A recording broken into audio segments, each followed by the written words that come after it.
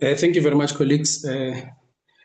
My name is Vumani Gamete from Cornella Public Library.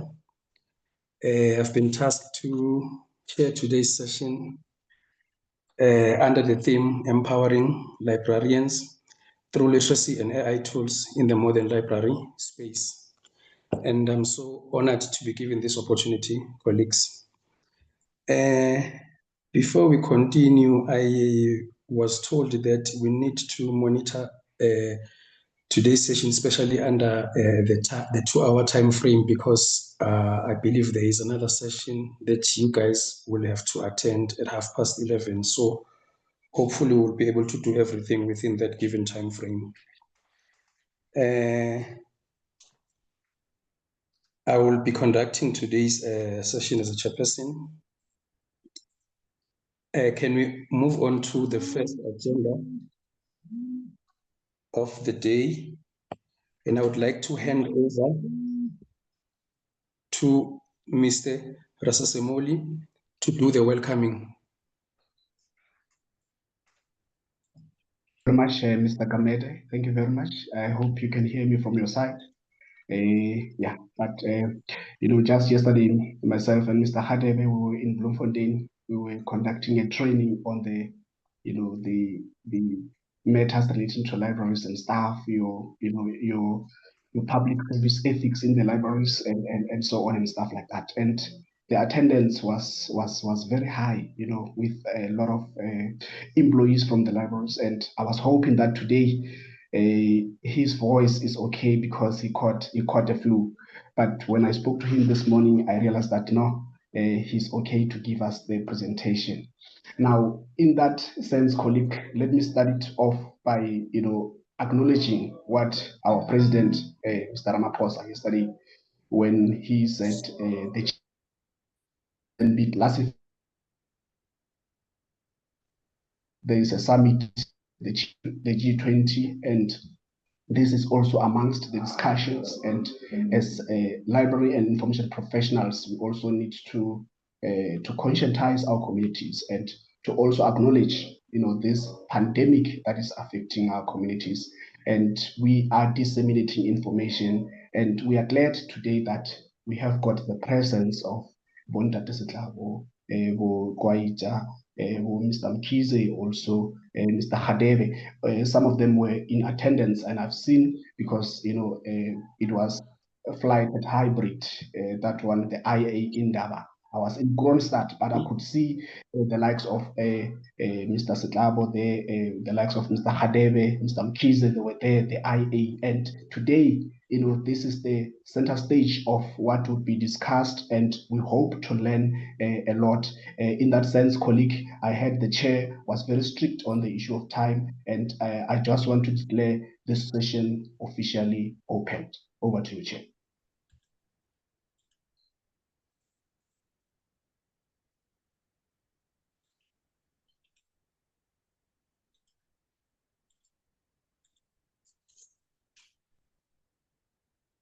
Mr. Rasi, you are not audible. Oh, I thought I was audible. Mr. Hadebe, was I muted? Yes. Mr. Hadebe, yes. Yeah, actually, No, you spoke, but on the last part, we could not hear. I'm not sure if it was only me, but... Okay. Let me start it off, but I'll just summarize it quickly. I hope now you can hear me. Just indicate if you don't hear me. I was just saying we need to observe the gender-based violence as a national crisis, as was declared by the president just yesterday on the 20th. And we, as the library and information professionals, we need to ensure that we do disseminate information. Either that information is disseminated through the books or using the IA tools. And of course, we have got the presence of people who are, clued up with the AI tools, the likes of Mr. Setlabo, the likes of JP Mkize, and the likes of Koita, Mr. Hadebe. And let me declare this meeting officially open. Over to you, Chair. I hope now I was. Thank you very much, Chair. Mr. Rasi. To move on, guys, I'm so happy, like I said earlier on, I'm so happy to be part of this meeting, guys. Especially, it will give me an opportunity to learn more about the AI, since it is now really, really taking over in the space of the libraries, and it improves and enhances the service deliveries that we are giving in our libraries. I'm going to call in Mr. JP Mkize to give us the purpose of the day. Mr. Mkize, can you please come through? Good morning, colleagues. Thank you very much, Mr. Kamet, for this opportunity. Am I audible, colleagues? Yes, you are. Thank you. My task is very simple. Is to share what is the purpose of today.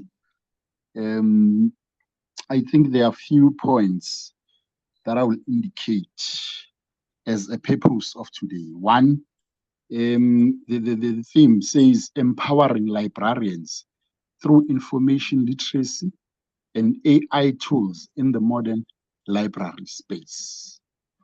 Well, most people, when they hear the word AI, they think robots, and these robots are here, or AI is here to take our jobs. Well, I think today's session will ease most of the colleagues who are still in that space of being scared of AI and technology in the space of library and information services. Well, I think today's session will be more about how do these tools actually improve our work, because they are designed for improving our work. I think the presenters today will also share how to embrace challenges and opportunities that are presented by the developments around AI and technology and libraries in the modern era. And that is very important, colleagues.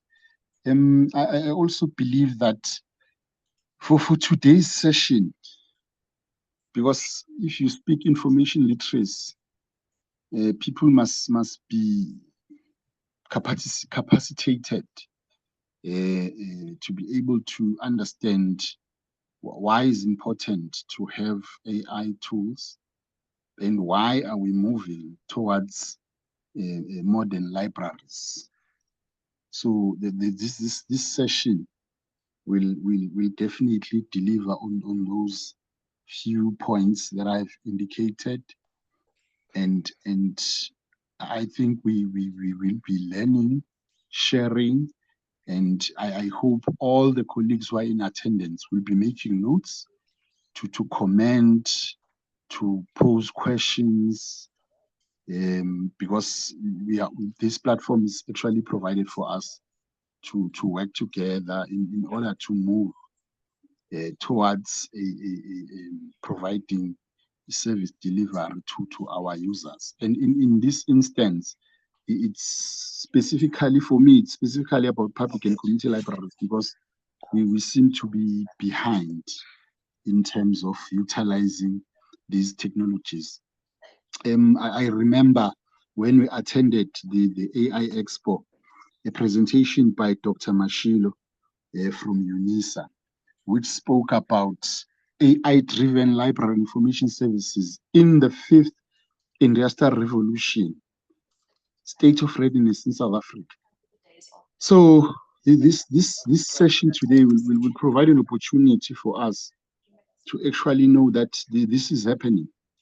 Some of us are still speaking 4th Industrial Revolution. There's already 5th Industrial Revolution on the table.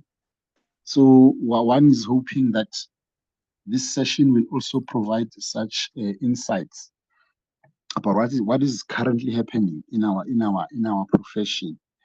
Dr. Mashilo made an example in terms of technological advancements. He said we used to, or there are some, especially academic libraries, there are some academic libraries which are still using the option of ask the librarian. I'm sure we're all familiar with that option, ask the librarian on the page of a library.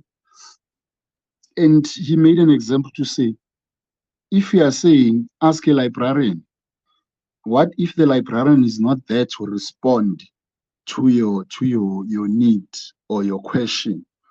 It's important that we move with the times. He spoke of utilizing chat boxes instead of ask the librarian. So I'm hoping and believe that today's session we will cover such topics so that we adapt as well as public and community libraries. And I hope all of us will enjoy the session. Thank you, Chair.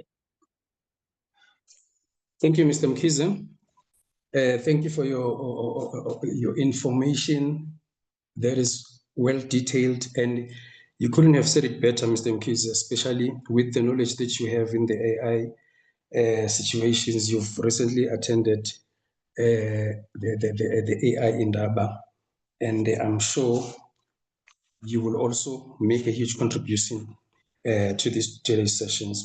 Colleagues, before we continue, I would also like to encourage our other colleagues to at least prepare their questions as our speakers do their presentations, so that when we open up for questions, we're able to ask the questions in a very brief way, because remember, we have to do it within the 2-hour time frame. So if you prepare your questions and you try to be brief when you do that, it will be much better. It will allow us to finish everything within the given time. We will move on now to the next item of our agenda. This is where I will hand over to Mr. Rasasamoli to introduce our speakers for the day. Mr. Rasi. Thanks, Chair. Just check for me that side if you can hear me clearly. Yes, we can. Okay, thanks a lot. Let me first introduce the first speaker, Mr. Setlabo Phala. Now, who is Mr. Setlabo Phala? Mr. Setlabo Phala is a seasoned information professional, a senior librarian currently serving at Millpark Education. With a strong academic foundation in MIT, ICT, Information Science, and professional credentials as a PL, SA, Setlabo brings a wealth of expertise in library information services based in the Pretoria metropolitan area. He is known for his leadership in digital literacy, academic support, and knowledge management. Mr. Setlabo is deeply engaged in the professional community with 3 publications focusing on the implementation of new technologies, including the AI in the library. Mr. Setlabo, Chairperson, that is Mr. Setlabo, and I'll introduce the other speakers after the first has presented. Over to you, Chair. Thank you, Rasi. Mr. Setlaba, can you please come through? Good morning. Yes, I'm here. Hi, everyone. I just wanted to put the face to the name, and I'll switch off my camera now. If I may confirm, coming through means I can begin my presentation. Yes, you can. All right. No problem. Just confirm if you can see my screen. It's visible. All right. All right. Good morning, everyone. A very warm welcome to my colleagues from the Liasa Free State PACL interest group and everyone else who managed to join the session today. It is a pleasure to be with you.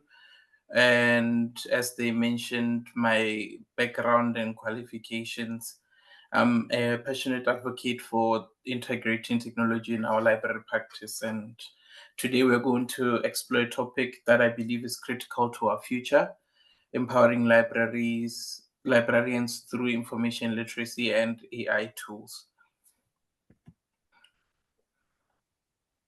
All right, we all feel it. The landscape of our profession is shifting. Libraries are no longer just physical repositories of books. We are rapidly transitioning into dynamic digital knowledge hubs. At the heart of this transformation is AI, and it's reshaping everything we do, from how we provide reference services to how we design instruction, how users discover resources, and how we teach literacy itself. But amidst this change, one thing remains constant: in the indispensable role of the librarian.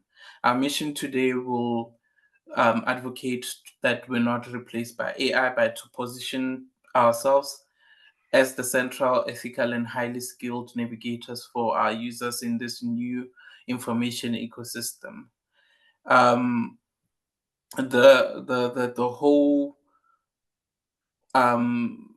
presentation will be centered around that.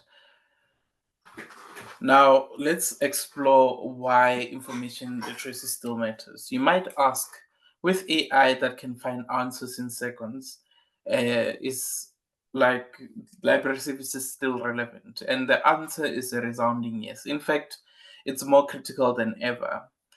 Firstly, let's look at the user struggle. The sheer volume of information combined with AI's ability to generate convincing but sometimes incorrect text means that users struggle more than ever with evaluation.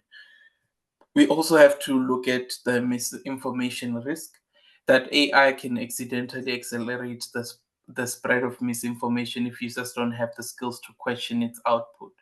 Also, expanding the information literacy framework in both us as professionals and the users. Our classic framework is for us to identify, access, evaluate, and use, and then create. Now it needs to include new competencies. For example, you can have prompt literacy, knowing how to talk to an AI to get useful results. Number two, evaluating AI tools, understanding the strengths, the weaknesses, potential biases, and uses of different AI models. Number three, understanding the data and privacy awareness of everything, knowing what data you're sharing with these tools and where it is stored. Number four, critical thinking, applying a critical lens to everything that AI produces. Our role in everything is teaching these expanded skills, and it's also very fundamental. Now, what is the modern librarian skill set? Number one, we must just understand that this evolution demands an evolution of our own skill sets. We are building on our core strengths, not replacing them. Looking at firstly digital curation, moving beyond physical shelf to curating digital collections and open access resources. Speaking of this, I should just explain how I'm working now. As a senior librarian, I manage a building-less library. So my library is completely online. I am currently conversing with you from my desk at home. So everything within our collection is online. So how do you navigate curation in that atmosphere? How do you deal with um, showcasing the collections, inviting usage of resources in a remote context, and doing all of that, and also identifying way more resources than what the library may be limited to provide, because we know budget is a everlasting issue. Knowing what open access resources are out there and integrating them into our libraries could also be paramount. Number two, literacy, AI literacy. Understanding how these tools work so that we can use and teach them effectively. So here is basically knowing, okay, if I'm going to use this kind of AI tool, how am I supposed to use it? And how is it going to be effective within my usage in that case? And I feel that is mostly important when dealing with AI tools. Okay. All right. And then Data interpretation and metadata. So AI runs on data and metadata.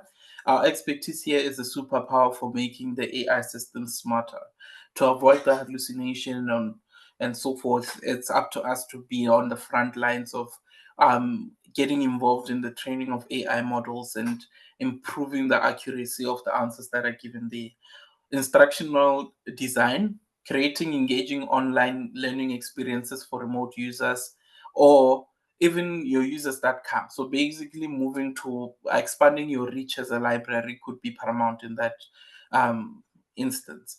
Number 5, ethical stewardship, guiding the responsible use of AI in our institutions, meaning ensuring that there are limitations within the use to advocate for an amalgamation or augmentation of our profession and not a replacement in that case. So in my roles at the NLSA, Menkos and now Mill Park, I've seen first on how applying these skills allows us to add immense value and stay relevant. The differences being that when I was at Menkosa before, it was around the time where we got hit with COVID.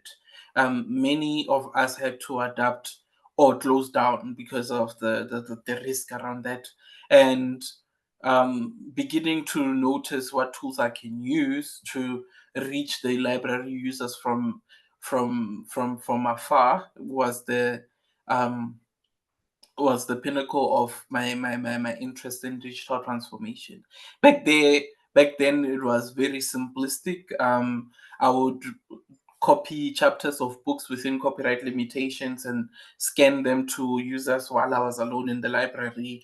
Um, Developing new tools to create booking systems where I could have reference interviews or any other consultation that a user might require, and also acknowledging that okay, even if no one is allowed in the building except me and my colleagues, I can still reach the users. At the NLSA, it was a traditional library. Having exposed to the tools of being part of an organization that's supposed to be an industry leader also exposed me to see, okay, now as an industry leader, how can I amalgamate certain AI tools? And that's when my papers began there. So my interest was piqued when I started developing content to feed into the robot so that it can communicate with users within the library. And then communicating that experience also enhanced my interest to see, okay, as a reference librarian here at the National Library of South Africa, how can I best improve on my workflow? And that's when I started the micro integration of AI tools. So, micro being that I was not embedding anything within the systems that we had, but embedding the practices within my daily workflow to make myself more efficient. And I could say the results do speak for themselves. The productivity shot up. I was able to free up a lot of time to focus on certain other things. There's also a wealth of inspiration when you are working with AI, can generate ideas that you couldn't have thought of before. Or even if you did a Google search, you may have not punched in the right search term to generate those ideas. So the whole idea amalgamated that way. And now at Mill Park, I'm working directly with just an online library and I'm navigating everything from a library management standpoint on how can you best be efficient in that form where you're not dealing with physical books or resources anymore, and everything that basically you issue out to users is directly sourced from your workstation. And that's how we're moving in today's landscape. So first section, how AI is transforming libraries, or AI in information services. Now let's get concrete. How is actually AI actually showing up in our libraries right now? Can put anything in the chat while we're here. How is the AI showing up in your libraries right now? Are you embracing it? Are you ignoring it? Are you afraid of it? What is happening there? Does it help with your tasks? Does it help with anything within the library there? And we'll discuss whatever. You can keep on posting those and we'll discuss them later on in the presentation. But the first point I'd like to explore is the automated research assistance. You can have chatbots that can handle routine, like where is this? How do I question? Freeing us for complex inquiries. Just an interesting thought to understand how these models actually work from a development standpoint. When I was working with the robot, I had to build a similar system that can tell users where is this or how do I do this. And the information had to come from the existing information of how we conducted information access services at the National Library. And then when you feed in that information, the robot can regurgitate it based on a prompt that was given to it by the user. And this is also paramount now with the AI tools that we're having. As a librarian, are you involved in that process to feed that information into the robot to understand that in Bloemfontein Public Library, what are specific informations that you know your users can have and that you can feed for whatever AI tool that you have there to be more effective, and also adapting learning and personalization. Systems that can recommend resources tailored to a specific user's course or research history are interesting. Dr. Mdiba also mentioned this in part of his talks. These are recommender systems, basically taking your usage behavior or user behavior and recommending resources that are tailored towards that kind of usage. Reference chat augmentation. AI can suggest resources to us while we are helping a patron live. So having an AI that can listen, ChatGPT, Gemini can listen into the conversation. It can also help you with suggestions around that, and then you can have sort of two minds instead of one dealing with the user there when you are having a reference chat with your user.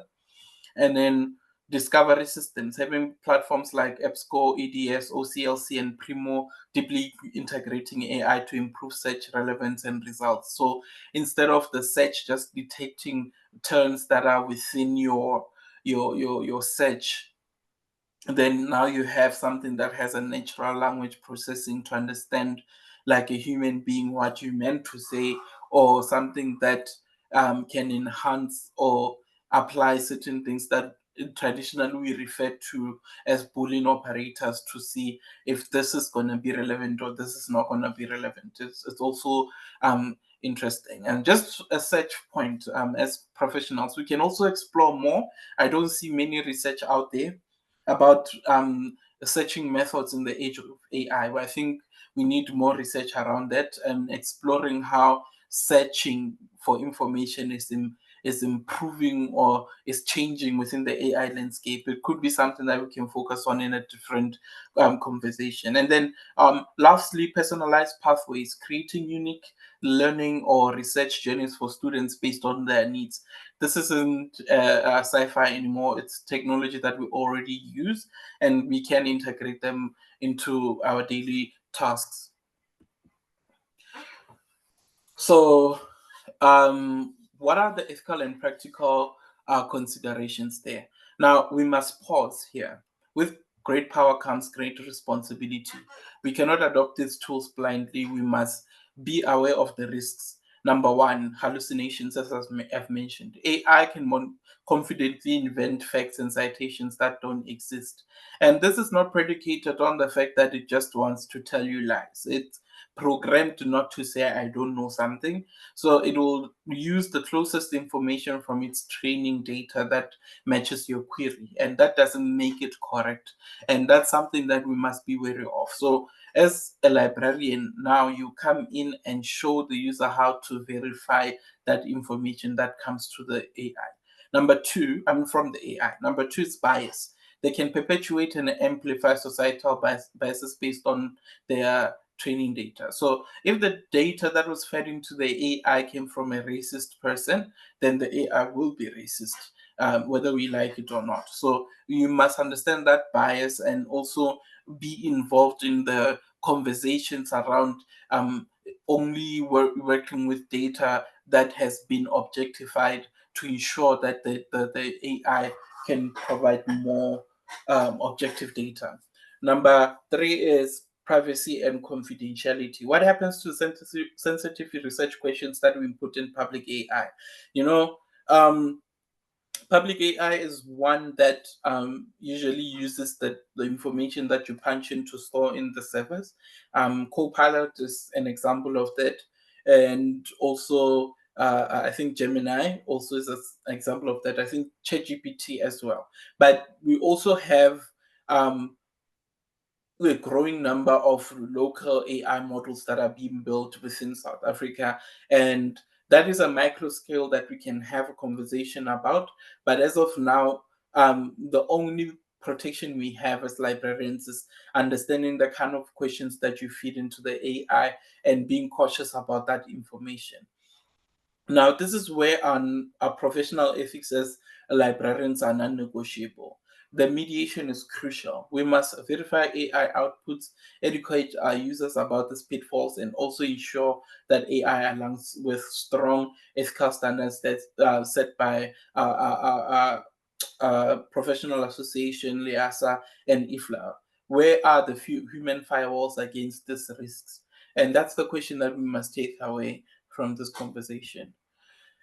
I'm heading into section 2. I don't know if people have questions. You can keep on typing. I'm not able to see the chat from where I am on my screen, but if there is something burning, colleagues, if you can pause me in that instance, or otherwise we can address it at the end. Now, number 2, what are the practical applications of AI for librarians? Everyday AI use cases for librarians. What can you do with AI today or tomorrow? Let's talk about practical everyday tasks. Number 1, user instruction, quickly generating content for workshops and tutorials. Number 2 is pathfinders and LEAP guides, drafting and structuring contents for subject guides. Number 3 is citation guidance, creating examples of different citation styles. Now, before I move on from this one, you must understand that AI can do a citation and a reference note, but you cannot rely on on where it says it got that information from. That's the key difference that you need to understand. So if you're using it in that instance, you need to just verify with the other guides if it's doing that. Now, a person might ask, then why do we need the AI in that instance? You will have something that has been generated, and your time-saving point of view will be coming from just the verification process in that instance. Number 4 is classification support, getting help with Dewey Decimal homework or tricky classification problems can also help, particularly if you are resource constrained and you don't have access to GDC. You can start there and then just verify by using WebDewey in that instance. Outreach and programming, drafting social media posts or even event announcements. I know a lot of us librarians are very indoor, I would say ambiverts or introverts, people who are not really adept in terms of social media presence. So having that insight coming from there could also be life-changing. Outreach and programming, oh, I already spoke about that. Research consultations, preparing for a consultation by getting a quick overview of a new topic can give you ideas on how to best tackle your queries that are coming there. And number 5 is digitization and metadata, generating alternative text for images and enhancing metadata for digital collections could also be paramount. These are tasks that eat up our time, and AI can be a powerful assistant for them. Now, the workflow transformation before and after AI. Let's make it even more tangible with a before and after look. Example 1. Before, you're spending 45 minutes painstakingly formatting an APA 7th edition guide. This is if you don't have a reference manager as well. After using an AI to generate a draft in 5 minutes and then spending 10 minutes verifying and refining it with your expert knowledge, can you see how quick that has saved you? Like from 45 minutes to 15 minutes is a profound amount of time saving that we can do. Example 2, before staring at a blank screen to draft a professional email to faculty, thinking about what to say about for 30 minutes, for example. After using an AI to get a polished first draft instantly, that you can say, oh yes, I actually wanted to say this, and then edit it to your expert opinion or your expert point of view. Number 3, creating a literacy lesson from scratch, and after using AI to generate a module outline, interactive activities, and discussion questions, and then expanding on that with what you know. You know, the key is the plus librarian verification. So whatever you do must have your verification. AI does not, it might do the heavy lifting, but we provide the quality control, context, and expertise. And now I have a little treat of demos. I'm going to do a demo overview, introduce you to this. I would like to move that theory to practice. I'm going to give you a live demonstration of 5 different AI tools that you can start using. We'll look at ChatGPT, Google Gemini, Microsoft Copilot. Gemini is great for interfacing with Google's ecosystems, and Copilot is the one that integrates powerfully with Office 365. Thesis AI, which is a specialized tool for academic writing and research, and GenSpark, which is an excellent tool for creating visual explanations and teaching tools. Now let's jump in. So at this point, I'm going to start with ChatGPT. I'm going to stop sharing my screen. And then just share my browser there. Alrighty.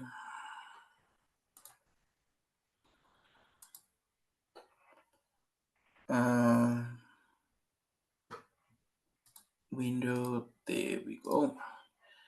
Can you see my screen? Yes, we can. All right.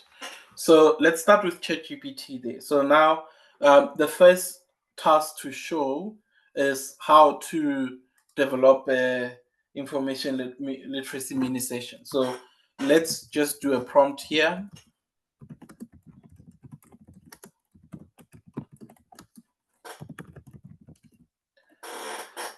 And see what it says. So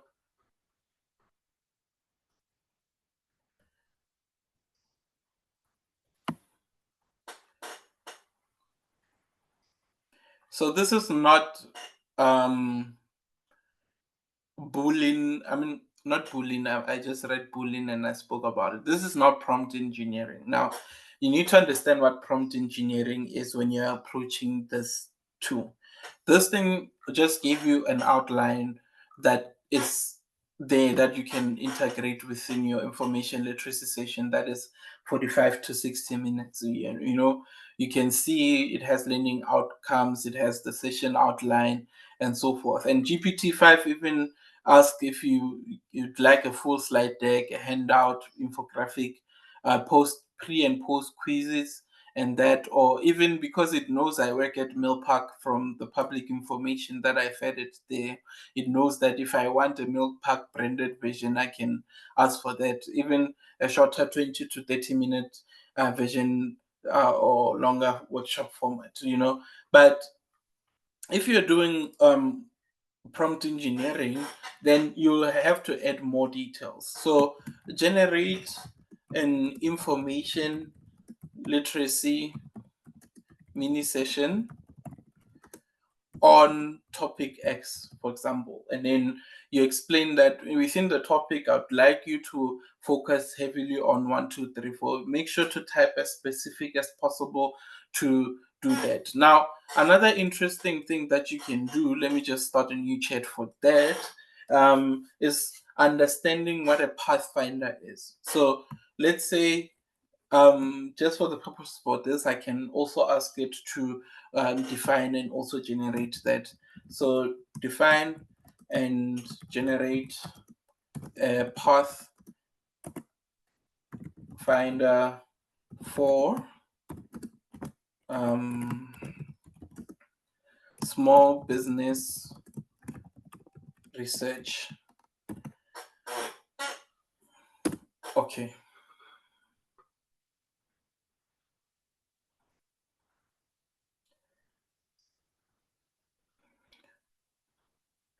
So a pathfinder is a practical step-by-step research guide that you can follow or hand to a student or colleague. So basically, if you want to do a mini document that can instruct the user on how to go about searching for specific information, then you create a pathfinder like this one. You can generate something like this, and then you can edit based off of what you know. So it can generate, even explain where to search, and you can also go back and verify and then also see if this is interesting or not. But the most vital thing to understand here is that it shows you the core terms and what you must punch in when you're searching, how you can modify your information in that instance, the geographic or time filters and so forth. I'm pretty sure a lot of us as librarians didn't even know what pathfinders are before, and using this kind of wording and understanding how it goes, it can greatly help with that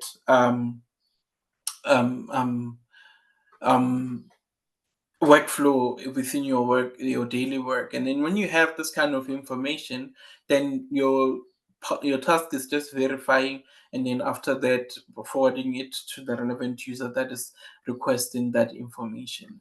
And also it is important for you guys to understand that the more you use your AI, the more it understands your preferences.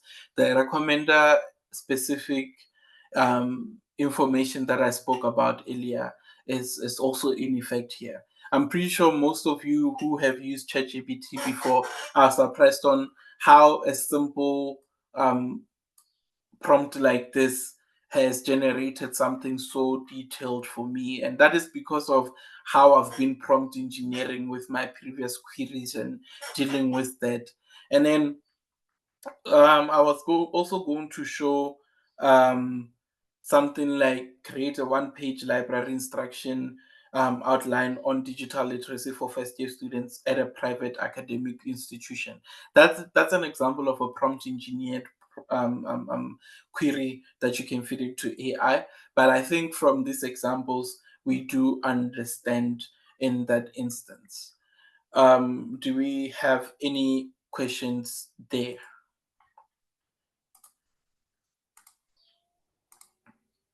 All right. All right, I see the chat didn't change, so let me just go back here. So what we've been doing is a demo of ChatGPT using those things. Just give me a moment. All right, now the second demo is around Gemini.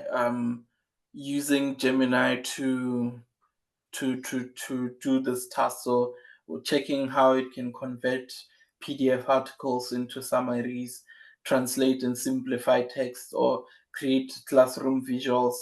And then let's just do the demo prompt, which says extract key concepts from this PDF and generate an infographic outline for a workshop. So let me just stop sharing here and go back to Gemini so that you guys can see.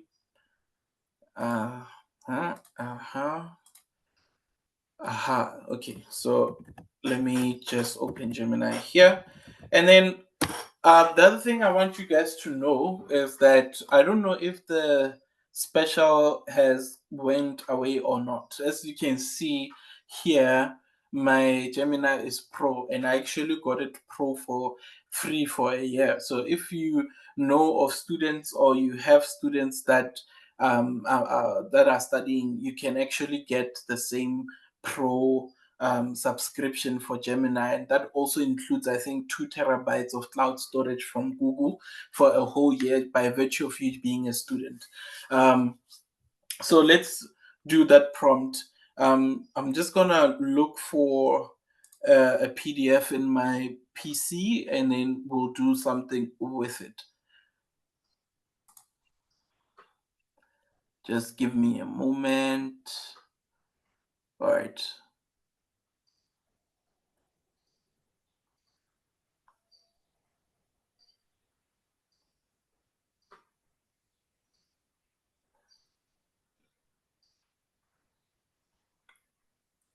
All right, so I'm looking for something that could be yeah, that could be general knowledge that everyone knows. Okay, let me just paste this one. So it's mastering APA 7th referencing guide. So I can say from this, extract key concepts from, this PDF and generate an infographic outline for a workshop.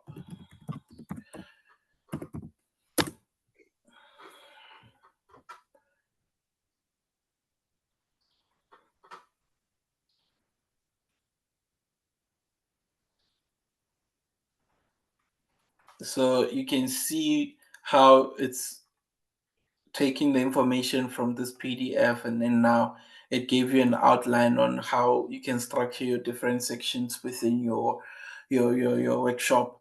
And also it extracted the references that I had within the document, and also explains other things that you can do there. So this is just an example of how you can use these tools to enhance your workflow and work more efficiently, rather than taking more time reading. You can read, yes, but understanding also helps a lot in terms of using that AI. Okay, let me go back to sharing my presentation so that everyone can understand where I am. All right, so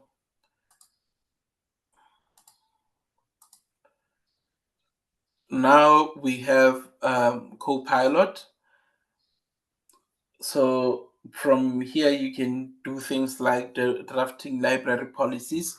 Pretty much works the same, but Copilot is integrated within your Office 365 subscription in most instances. Let me just show you an example of how it looks. This is Copilot that is integrated within my systems here. And then I have GPT-5 on there. And then I can say draft an online library policy.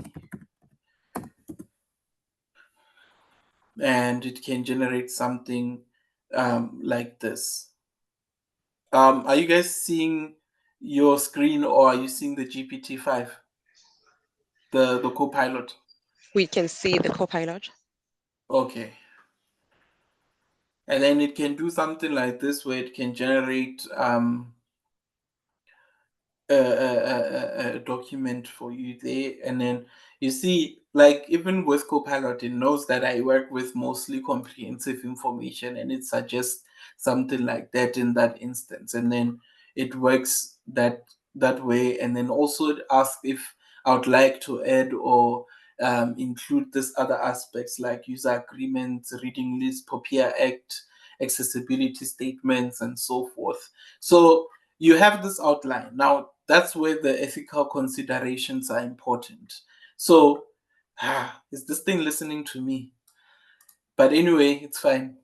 That's where you use your information differently. You take this outline and you type it off the Copilot if you can help it, because the policy will now be an internal document that you need to work on, that doesn't need to be on Google servers for everyone to find or whatever. I don't know if that makes sense. And then you can also analyze Excel circulation data, create a poster in PowerPoint, generate email responses, as I've mentioned. And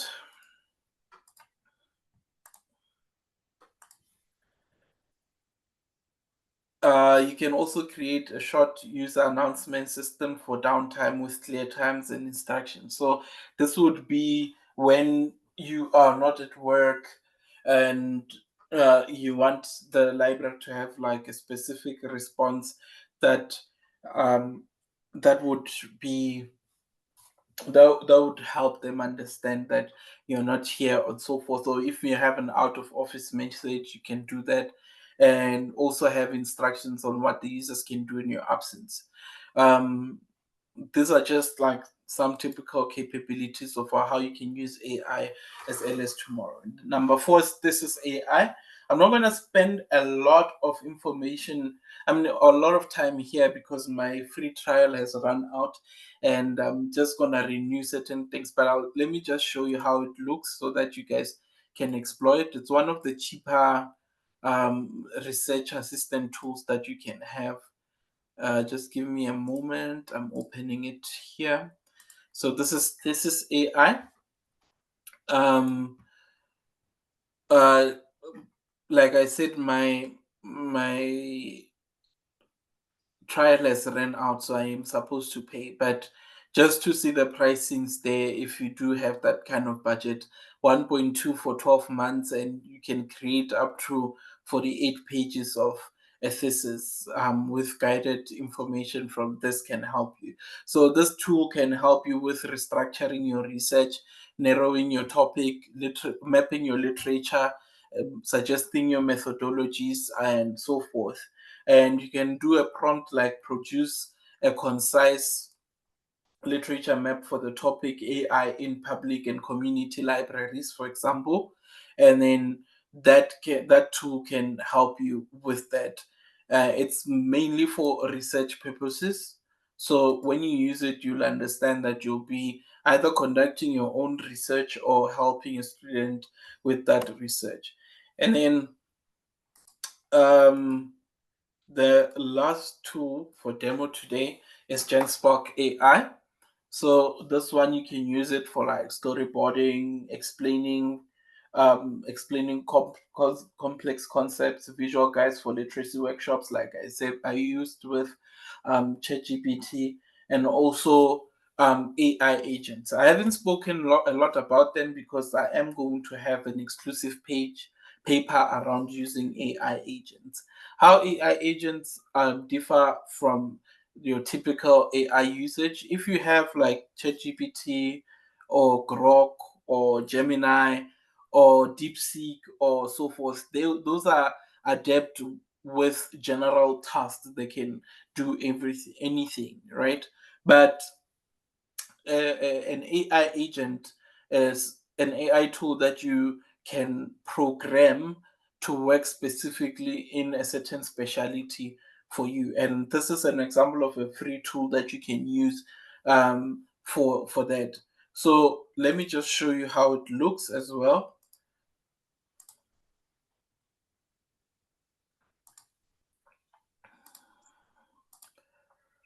All right, so this is GenSpark AI or GenSpark agents. So you have something like a super agent that can do planning. You can do your planning.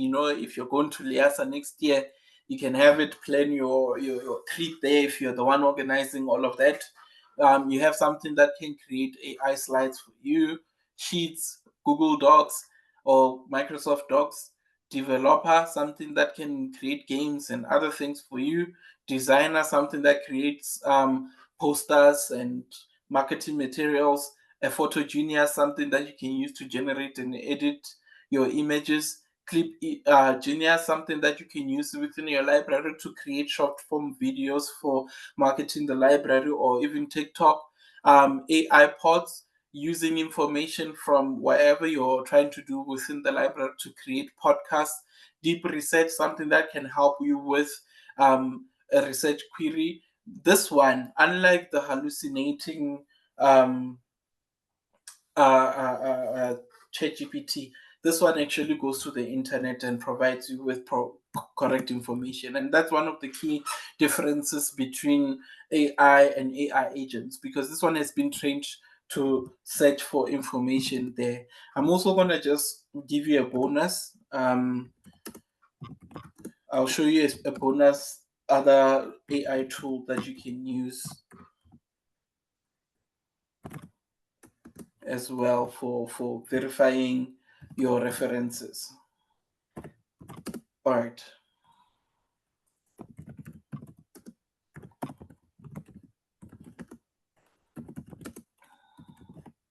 Let's just do this for now.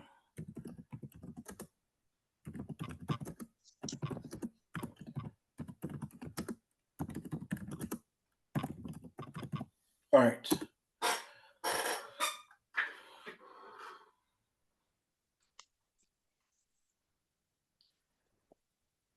So the most interesting part, always turn on your thinking process of the AI that shows you what it's doing, right?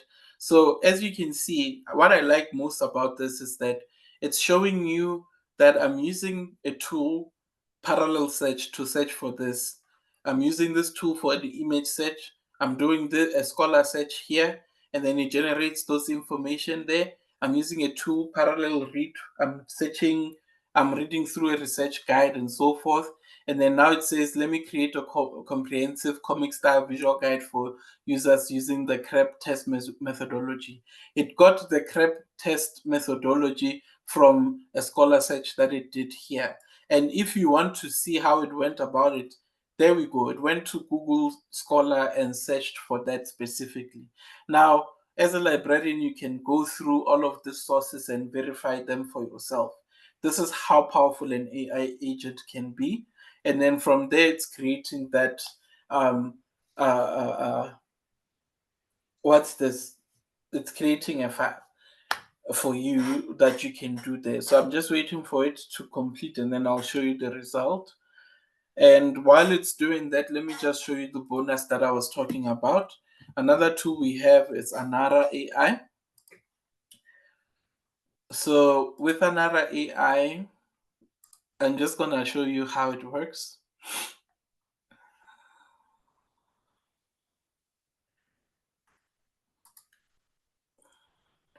It's free, but you can also pay for a premium subscription there.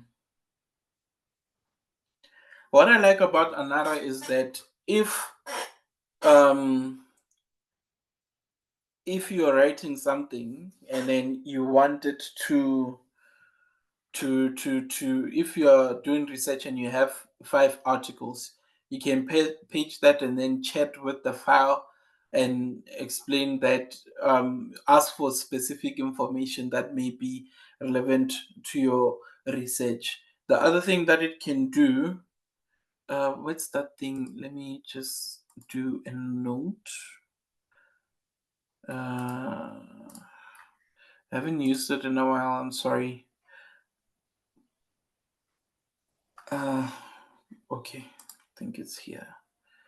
Yeah, so if you do place a note here, let me just use the Pathfinder that we generated earlier on and paste it here. One thing I like about this tool is that it can also shorten your time for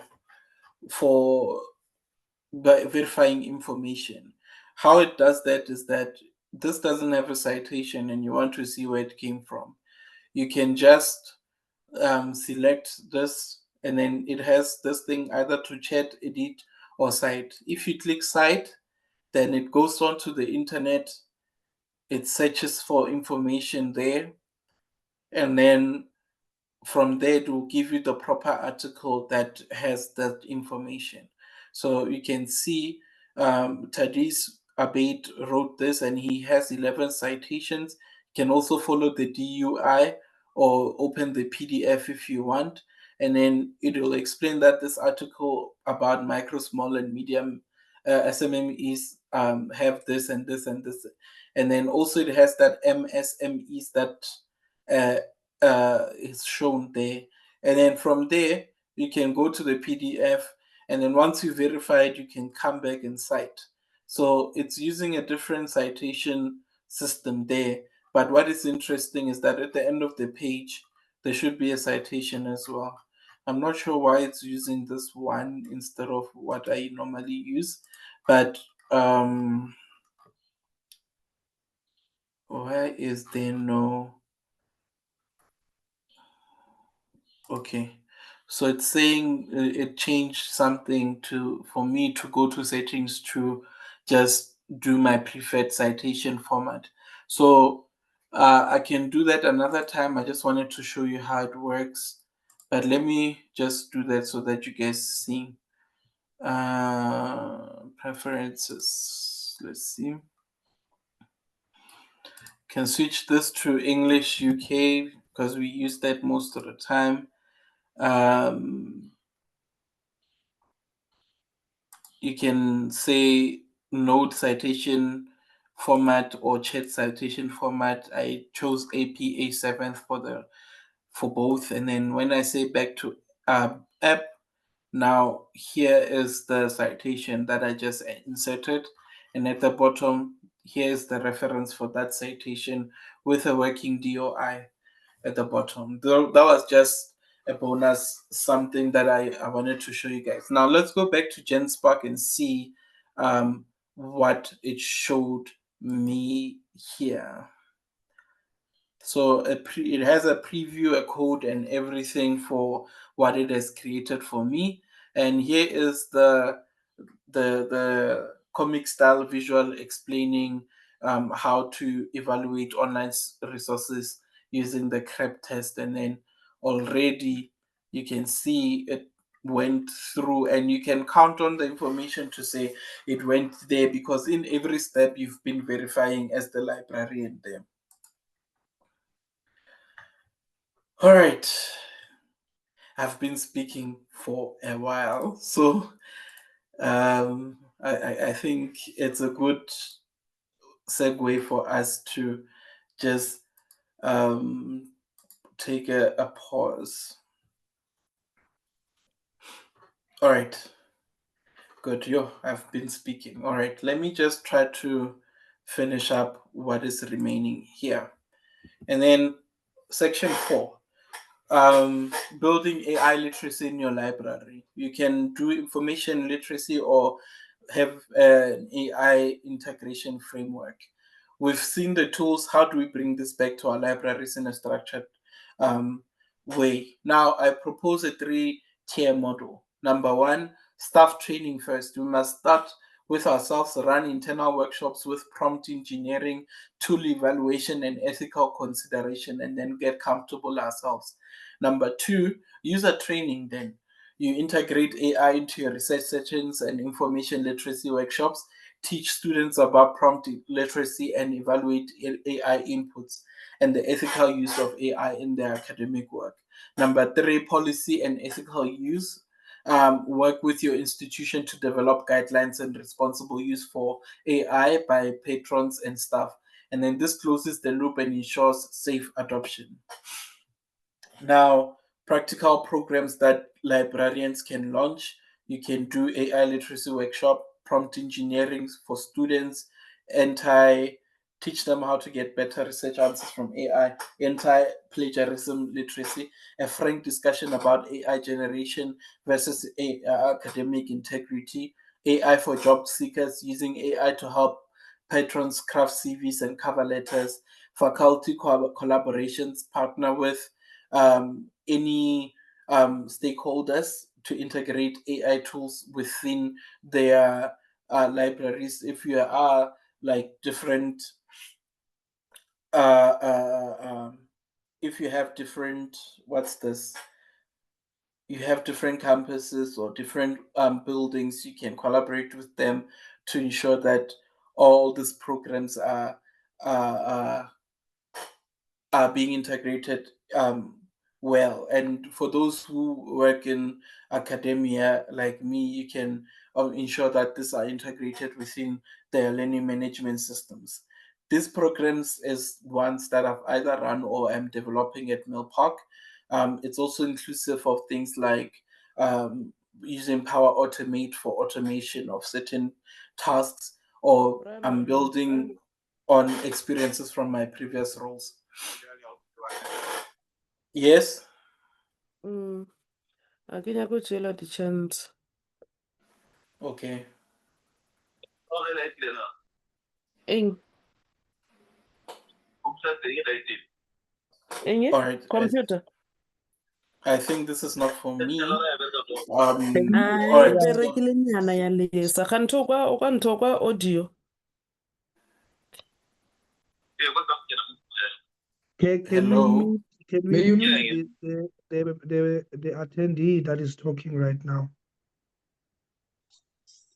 Pelela, can you assist?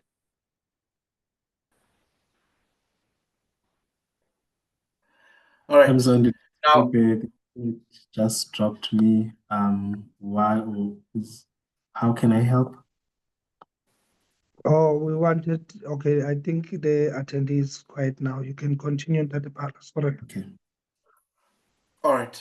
This is my second last slide. So let's talk about the starter pack for AI adoption. Now, you must understand, if you're feeling overwhelmed, you can start small, and you start by conducting an AI readiness assessment. What are your team's current skills? And then number two, you create a draft AI use policy. Even if it's a one-page document, that's a start. You pilot one or two tools. Maybe start with ChatGPT for content creation and Copilot for emails. And then number three, host monthly information literacy or AI clinics, a safe space for staff and users to learn and ask questions.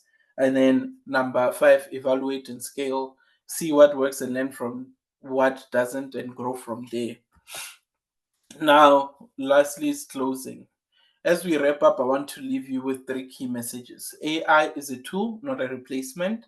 It enhances our work, but cannot replicate our professional judgment, empathy, or ethical commitment. Information literacy is evolving, not dying. Our role is teaching critical thinking, now applied to AI inputs that is more vital than ever in the fight against misinformation. Also, we are the guides. Librarians must step into the roles of becoming AI mediators, educators and ethical stewards, and this is our opportunities to lead. And thank you.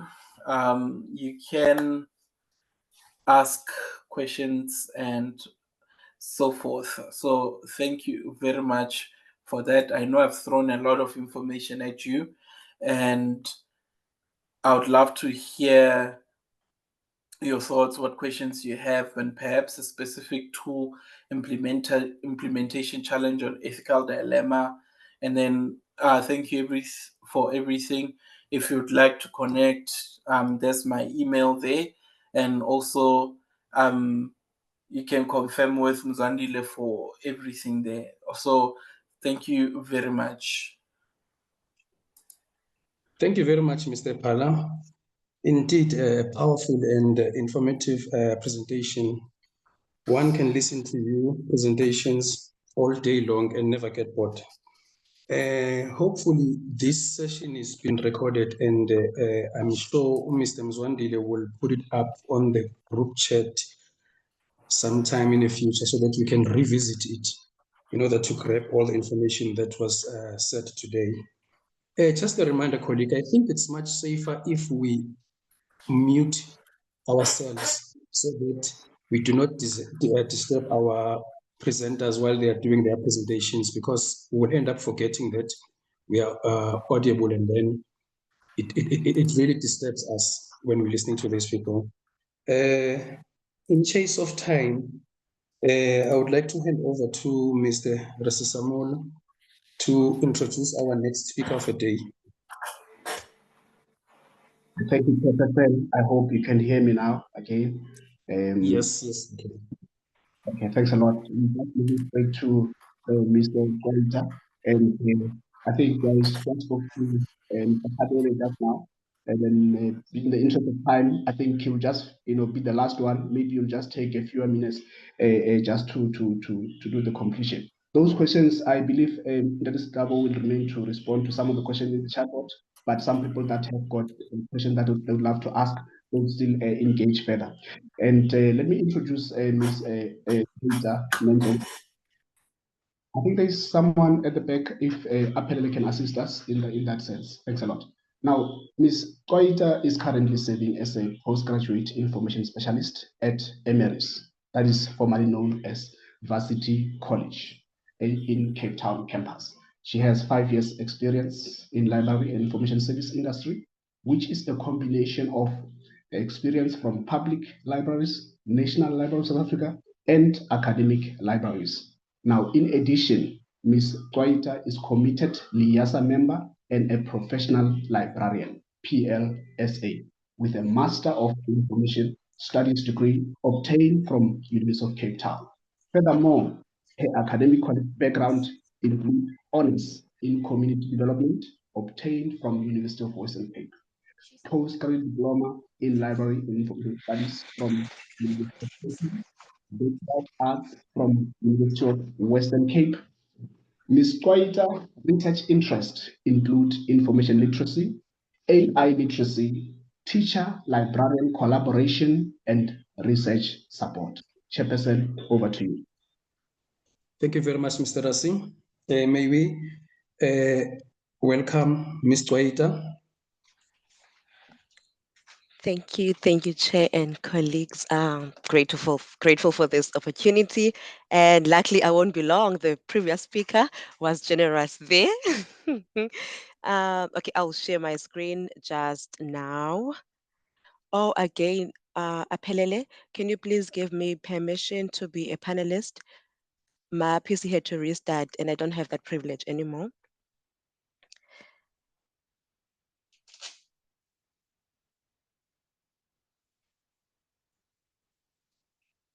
Thank you. And while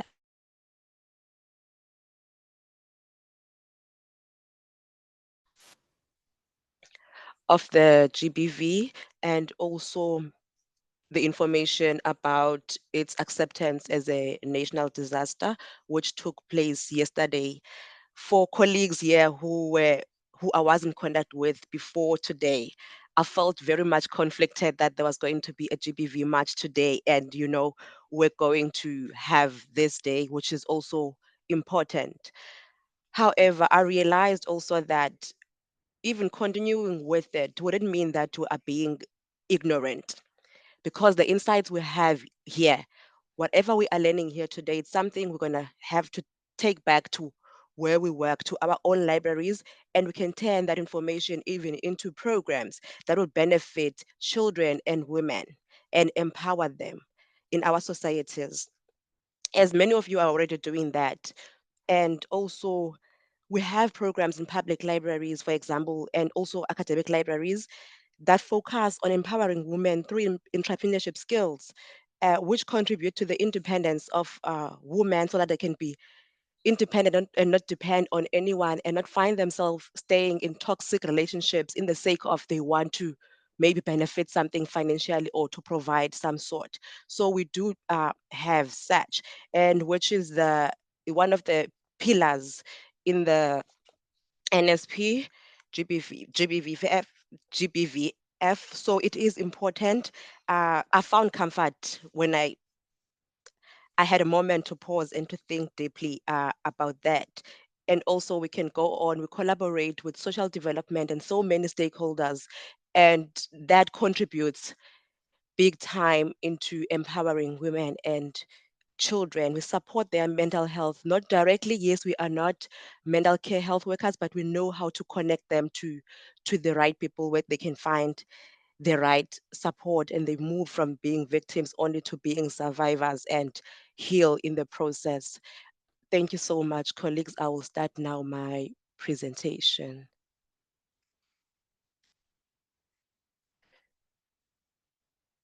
Please confirm if you can see my screen. Yes, we can. Okay. Okay, as it has been said, I am quite Dana Chokovu from, I still have Varsity College even here. We are now Emirates. Oh, I do have Emirates, but my email, that's supposed to change. Um, just to provide background into my presentation today, it is coming from a study that I did for my master's, which is on the readiness of public libraries and offering information literacy support to school libraries, and then which was presented in the information in the LIASA, in the LIASA as the role of public libraries in offering information literacy instruction support to school learners. I will not dwell much. I will strictly target it now on our role. I'm wearing the shoes of a public librarian now who is dealing with school learners every day who need help with their homeworks and assignments, amongst other things. So as we know, and also the previous speaker have already provided definition to information literacy and AI literacy, but then the things that come up often in these definitions is the ability to think critically, for example, as this definition of the SILIP, and to make balanced judgments about the information that we find and how we use that information. And also, it means that someone who's got information literacy skills can perform information related tasks, such as discovering information, now in this case, using AI tools, or even using books, whatever format or whatever platform they will be finding the information from. Access that information, interpret it, analyze it, manage it, create, communicate, store that information, and share that information. All of this leads to lifelong learning. It forms basis for lifelong learning, and it is essential for school learners to do well in schools. Not only that, but also tertiary and beyond. This was the background of the study that the Department of Education claims to produce learners that are information literate, that can think critically, that can identify and solve problems and make decisions using critical thinking and creative thinking. They can collect, analyze, and organize information and evaluate it critically. Those are the elements of information literacy. However, what does our government have in place to fully implement that at the moment? We still have an issue of non-functional school libraries. Yes, that literature is old. They had 2013, but we still find ourselves even now in the same situation. Not every school has its own library, or at least fully functional library. And the information literacy levels are low among school teachers and learners, more especially in the disadvantaged communities. Therefore, as public libraries, we have to step in and take that role. The literature says that public libraries need to step in and take that role of providing information literacy support to school learners. The problem statement, I won't dwell much on it, but it was considering the importance of information literacy, education, and the need of it, and the lack of school libraries in South Africa, that public libraries can help to close that gap by offering information literacy support to school learners. But the provision of it alone, of information literacy education, even though it can be seen as the role of public libraries, it's not clear also how well equipped are they for this role. For example, it's fitting for today that we are here, so that we are moving towards the same direction of being all equipped for this role, more especially now that it's including AI literacy. Okay, those were the questions for context for the study. How do public libraries support school learners with information literacy education in terms of programs, methods, and resources they use in the information literacy education programs? And also, to what extent do they collaborate with their with the neighboring schools to provide information literacy instruction?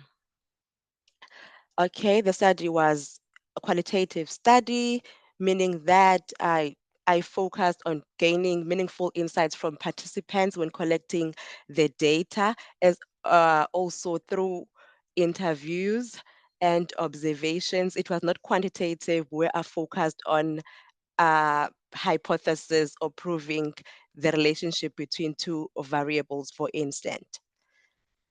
So it was not statistics-based study, in other words. Yes, as I've said, interviews and observations. The data was collected from 14 participants. 3 of them were librarians and teachers from primary schools and high schools. One high school. Okay, without going much to link it to today's study, the findings of the study was that information literacy existed in the public library I went to. This was embedded in these programs, library tours for orientation. Of course, library orientation alone, more especially a once-off, is not enough for information literacy. However, I found that in the study that in the orientation, they were not showing them only where is what. They were also showing them how are the books arranged in the library so that it's easy for them to find, to locate the resources that they need. And they also had a moment of taking learners to computers to search and find information that they need. For example, I liked an example where they used the details of the school. Where is the school? They asked learners to search for their schools. Where is your school? And then the address, find the address of your school, the contact details. Like, it's teaching them extracting relevant information, even though it's not a big thing linked to assignment or to homework in that case. And then also for storytelling, after storytelling, public librarians, they don't end it there. They go on to ask questions. Why was Zizipo crying on page 6, maybe?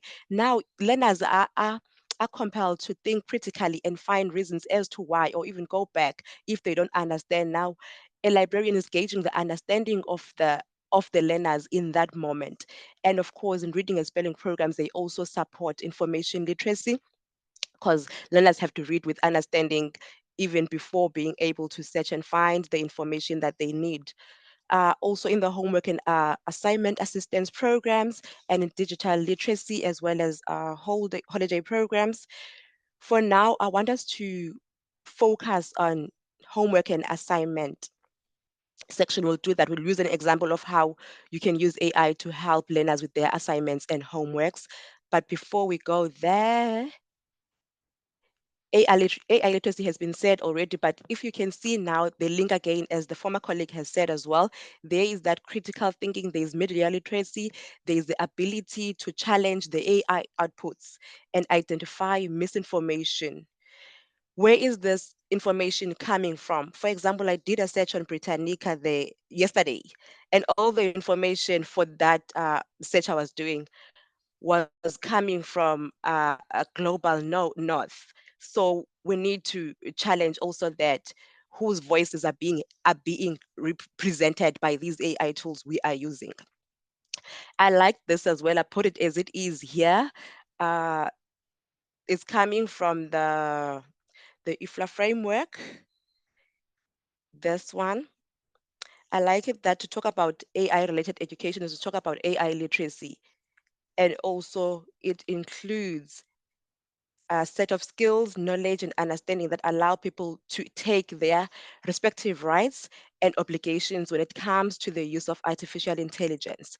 Yes, we can use AI, we have the right, it makes our lives easier, but then we also have a responsibility of using it ethically and remaining copyright compliant. And it's something that we ourselves, when we know it, we need to take it down now to our library users, be it school learners, be it people who are working, or any general citizen. For example, here, this is applicable to school learners. Let's start there on top, engaging with AI. I recognize its influence. And then there's also creating with AI. It's not going to create for me. So we need to get to a point where we teach a learner that it's not creating for you. You have an assignment. You're not just depositing it there on the AI tool. You are collaborating with the AI tool to create what you need to create, because you need to learn as well. And also you need to manage the AI. You use it to enhance and support your own task. For example, a colleague here did speak about how we as librarian can use it. And then also for designing AI, you understand what shapes AI and its behavior. Okay. Don't mind that thank you yet. We're going to move now to, we'll start small, ChatGPT, but at a level of a school learner who has been given an assignment. Let's say you have this on your information literacy program that you are assisting learners with their assignments and homeworks, and a learner comes to you now with this assignment that they need to do. I found this at the Department of Education from Pumalanga. It's for grade 10 for context, this assignment. There is instructions there of assignment. The title is The Impact of Climate Change on South Africa. And take a closer look now on point 7, 8, and 9 on the instructions. It says learners are expected to write the report in their own words without plagiarism, right? And then acknowledgement of sources to be done at all times. The information used during research must be referenced in a bibliography. Firstly, here as a librarian, okay, we understand what we need to do, and it says we must avoid plagiarism here, in your own words, without plagiarism. But it's not always clear to a school learner.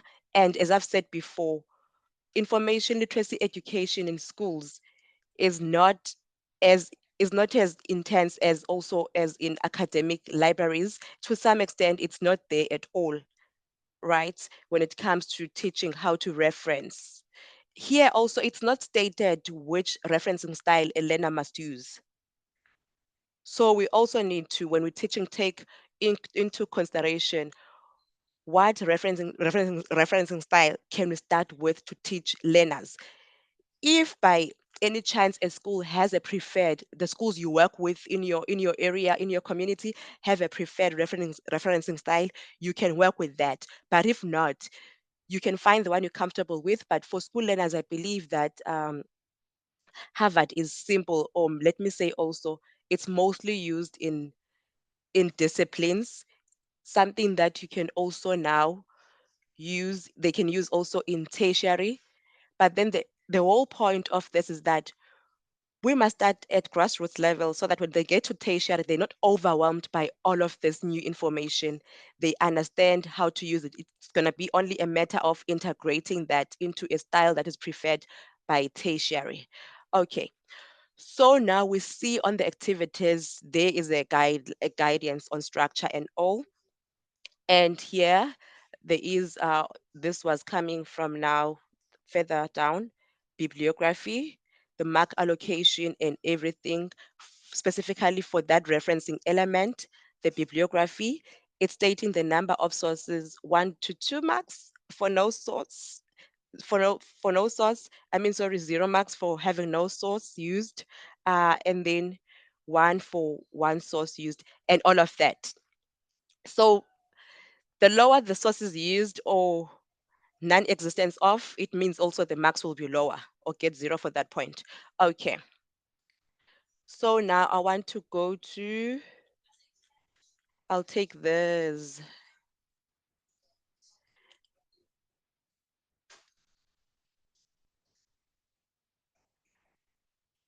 I'll repeat ChatGPT for the purpose of this assignment. Now we want to teach effective and responsible prompting to a school learner that came with this assignment.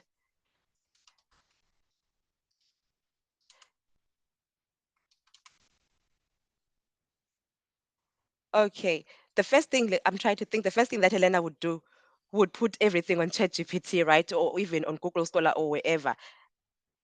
But then now, let's say Helena says, I am a grade 10 learner. You are now telling ChatGPT on what level should it provide information for. You are a grade 10 learner. Context again, where are you?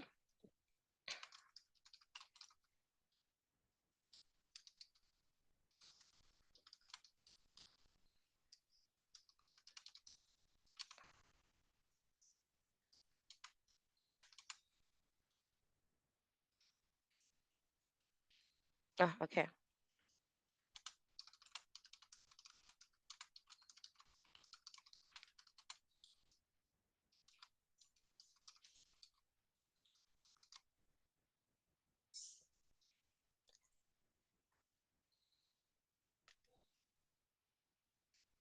Okay, let's start there and see something.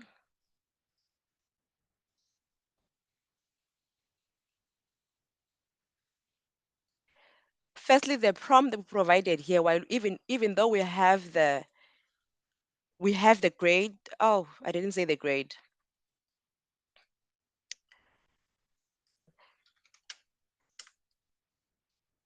Okay, you can edit as well if you see that you didn't write what you wanted to write properly. Okay, it's not effective. It's just saying I'm a grade 10 learner in South Africa doing a geography assignment on the impact of climate change in South Africa. It's not telling ChatGPT what it must do here. However, it's just saying if you want help, you can get help with that. But I would like to provide now an effective prompt.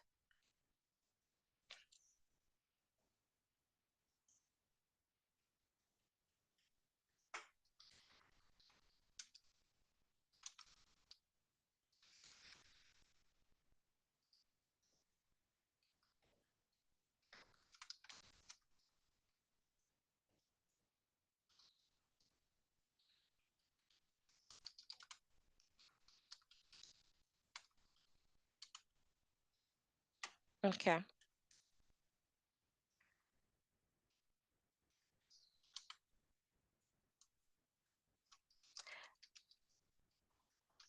So let's start with the wrong one. Still, I want to show with the right side after this.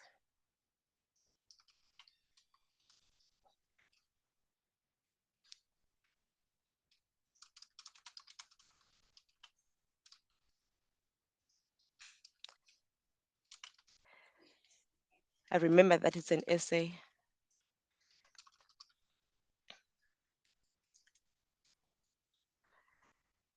I'm getting to the right prompt now, but I want to show this aspect first. When we're saying it must write it, it's just writing a body of work without any references, which is already wrong because the rubric, the instructions did say there must be referencing. And to begin with, we shouldn't be asking the tool to create for us, but then we should ask it to be our partner, provide guidance.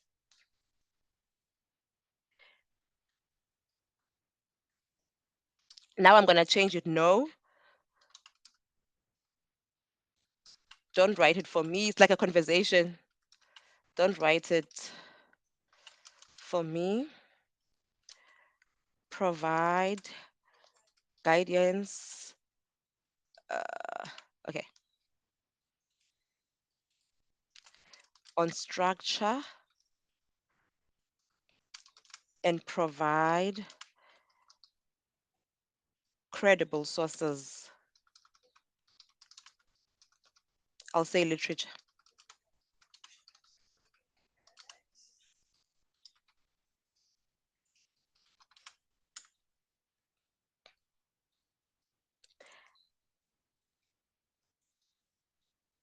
I am trying to take it to a level of of a school learner also.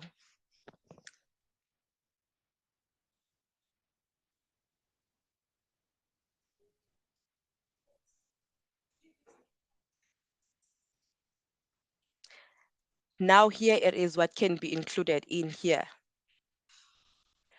While the instructions did say on the here, the instructions on the brief did say that what must be in the climate in the introduction, it did say definition of climate change. But then looking into the marks, a definition alone is not enough for just providing a definition of climate change.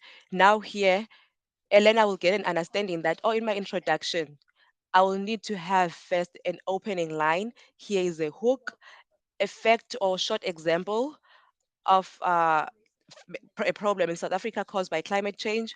There's drought, for example, here. There is source there. And then now define climate change. And then it's providing thesis statement. It's not, okay, thesis is like this part is not writing at a level of a school learner, but then it's also a statement on the assignment where Elena will list main impacts that they will discuss, telling the reader or the teacher what will the assignment contain. And then the body. Now it's breaking it down into different paragraphs. What can be included in the paragraphs with sources provided here, where Elena then can go and click on the source to read further and then write the information on their own words. And it is a credible source. The rubric did say that they must have information from websites or from just internet or even books. We know that. Okay, all of that. Now a learner can be able to work with this. It is saving time for that learner as well. And then there is another paragraph, guidance. So it's going into details as you go along. And then there is a bibliography created there, but it's on on APA. Fortunately, now we saw that there's a tool that can also instantly, you can allow it to an AI tool to, you can just set it to the preferred referencing style. Okay, and then there's tips on how to avoid plagiarism. In case a learner, it was not explained to a school learner how to avoid plagiarism, we in the library are able to explain that, but then also there's also something here that can be used by a learner to understand what is that plagiarism. Okay, all of that is here. And of course, you can ask it to convert this into a paper that maybe a learner can print out. Excuse me, Ms. Joita. Yes.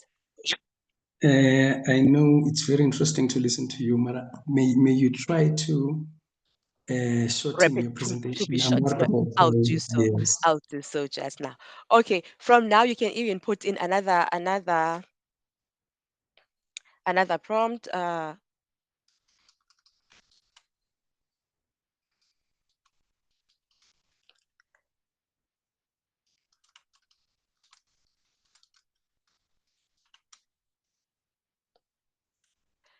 Now you want to give this as maybe something as a takeout for a student or a learner that you are assisting for this assignment. Something they can go back home maybe to work with. There it is. You download, you print for the learners. It's there on the downloads now. And then they have something to work with.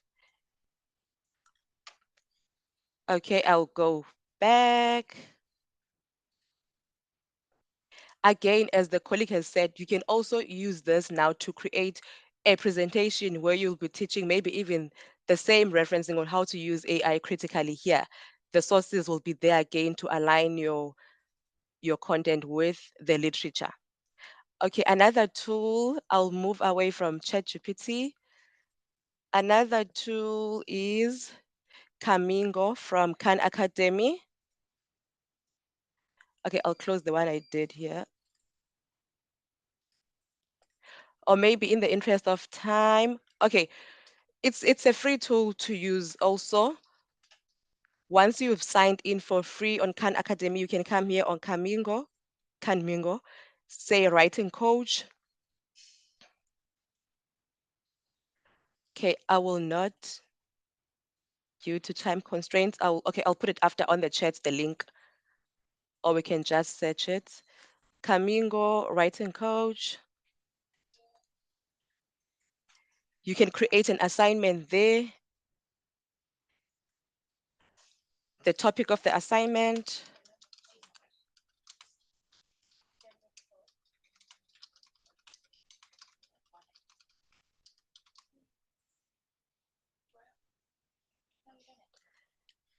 Full essay writing. It's going to guide you through understanding the outline, the drafting, the revising, while flagging originality concerns to avoid plagiarism.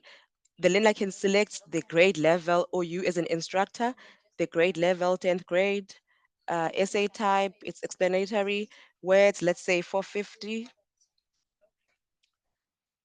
I'll take these as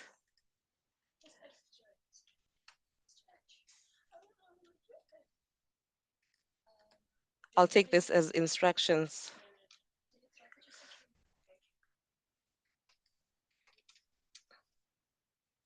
Classes, I'll select this class. You create a class as well. I'll select this class. And then I'll just say create assignment. Once you do this, it provides you with a link that you can share with the learner as well so that they can see what you are saying, and then preview. And then create that preview essay.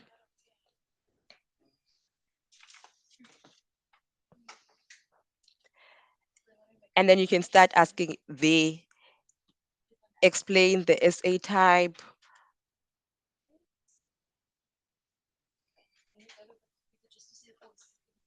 Okay, now it's explaining to the learner that this essay requires them to explain the topic clearly and all of that. But I want to go to outlining. There's requirements as well there.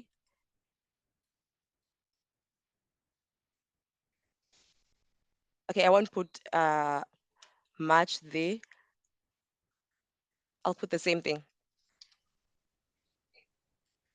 It's just gonna the end point of this is gonna show that is it accurate or not, and it's gonna give you an outline of where you need to add more as a learner now.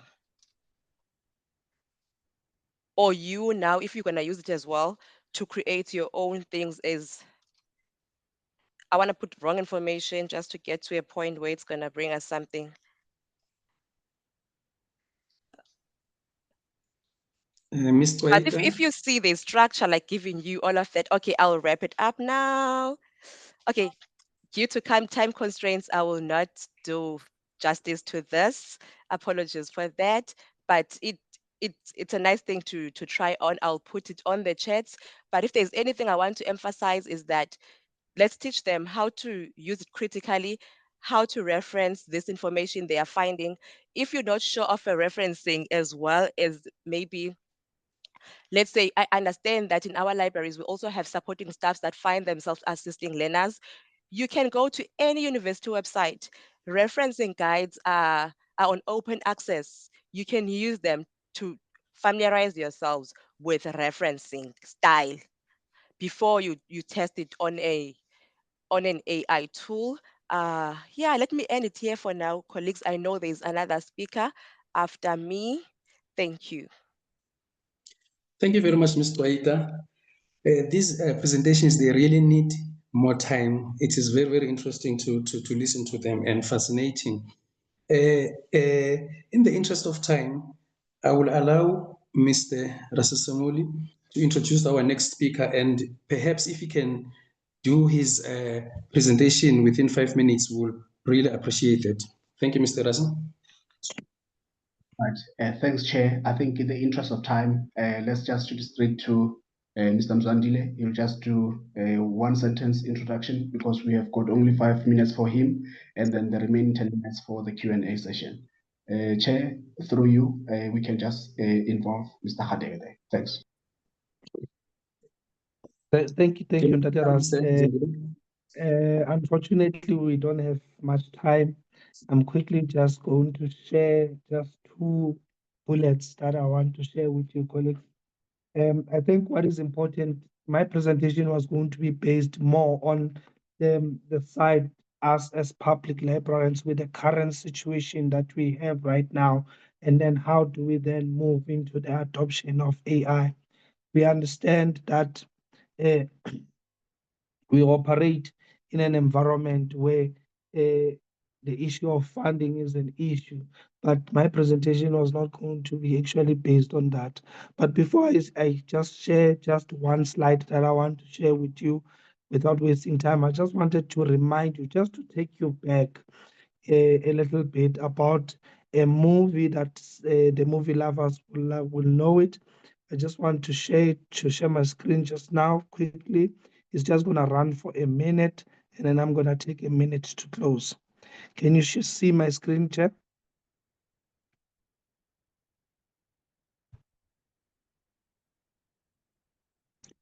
Chair, can you Yes, we can can you see see it. my We can see it. okay, Yes. okay.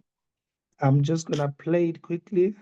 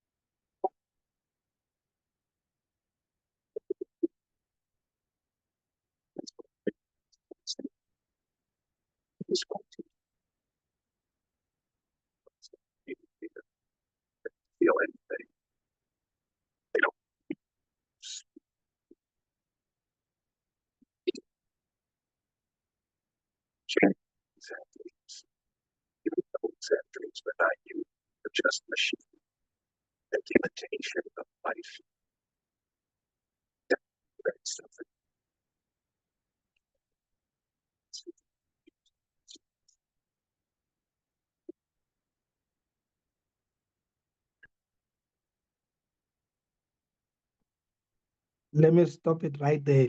So basically, what I'm sharing with you, colleagues, is how now we are adopting robots, to interact with us. And this movie was published in 2004. This is what is actually happening today. So just quickly to run quickly to my presentation that I wanted to share with you. Actually, the presentation just closed. No, it's okay. But I wanted to share that, colleagues, the important thing that we need to uh, adjust ourselves into is to first realize that the environment that we work in, we cannot use as a reason for us not to learn. You know, artificial intelligence is here, and it is for us as public librarians to start sharing that knowledge and decolonizing like session like this one. And moving forward, we will be able to then come the time where our principals avail funds for us to adopt these technologies will be at a sharper scale, will be at a level where we will be able to provide advice. I think you heard that Mr. Pala was saying that we must be behind, the scene when it comes to us prompting the issue of artificial intelligence. There's still a role for librarians to play. You know, when it comes to artificial intelligence, we still have to do that information literacy to our users. So for the sake of time and my voice is not coming out very well, I'll stop from here and the presentation will be shared and all the presentation from the other presenters will also be shared. Thank you, Chair. Thank you very much, Mr. Mzwandile. Yes, we can all hear that your voice is not clear because you are catching a flu. But once again, thank you very much for your dedication. It shows that you are so dedicated.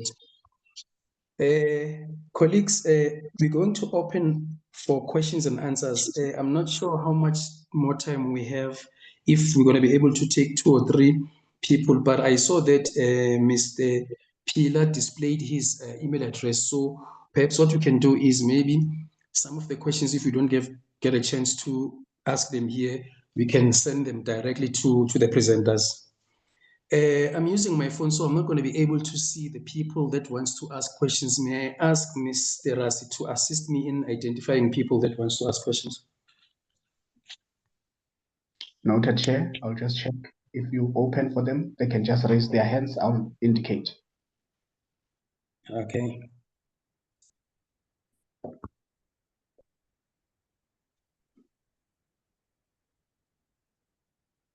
Any questions, colleagues?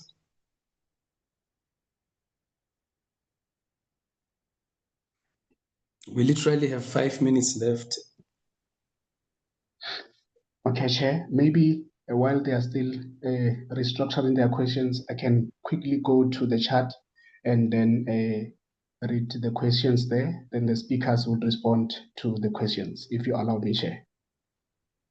Yeah, please go ahead, sir. Okay.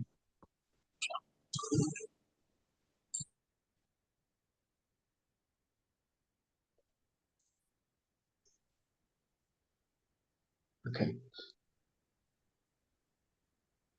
There was a question from Mr. Mkize.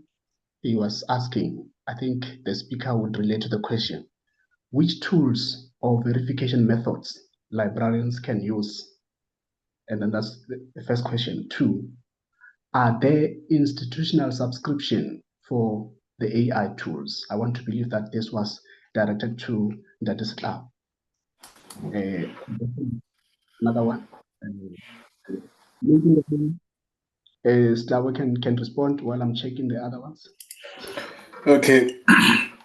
Well, verification tools for information are embedded with what we've been trained to do as librarians. I don't know of any electronic tools for verifying, but I did show one AI that you can use to verify, which is the another one.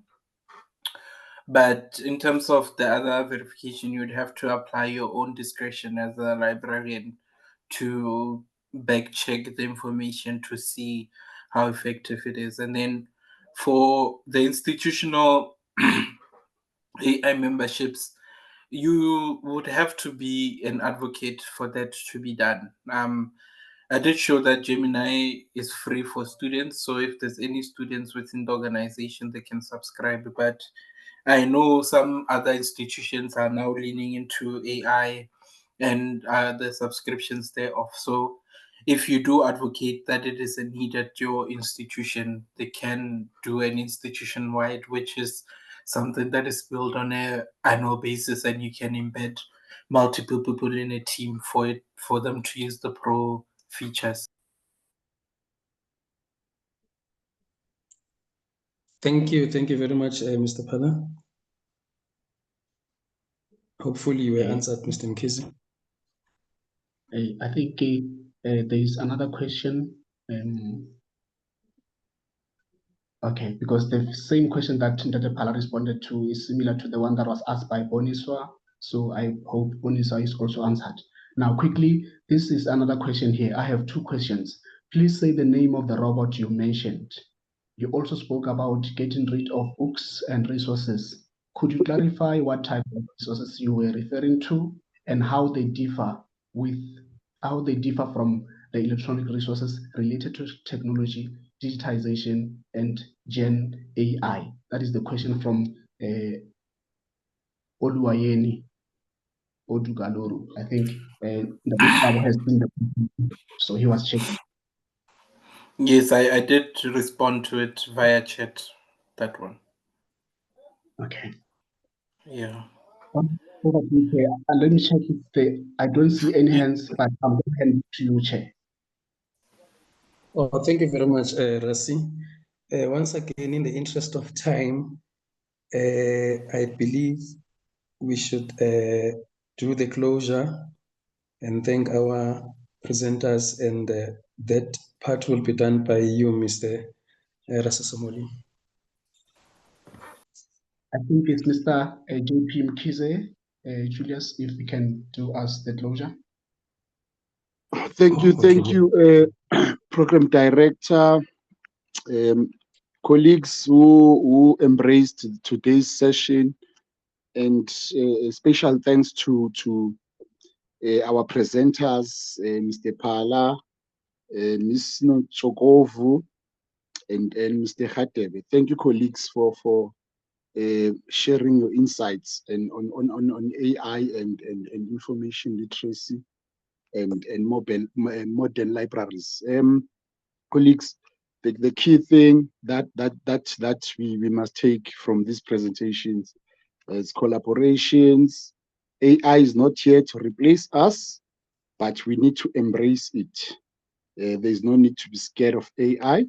In terms of the presentation by Kwaita, I think we need to also tap into relationships between us, public and community libraries, and the Department of Education or the schools that are surrounding our libraries. I think it's critical that we revive those relationships and provide that support. Colleagues, thank you so much. I think presentations will be shared. They have email addresses of presenters for further engagements. Thank you so much.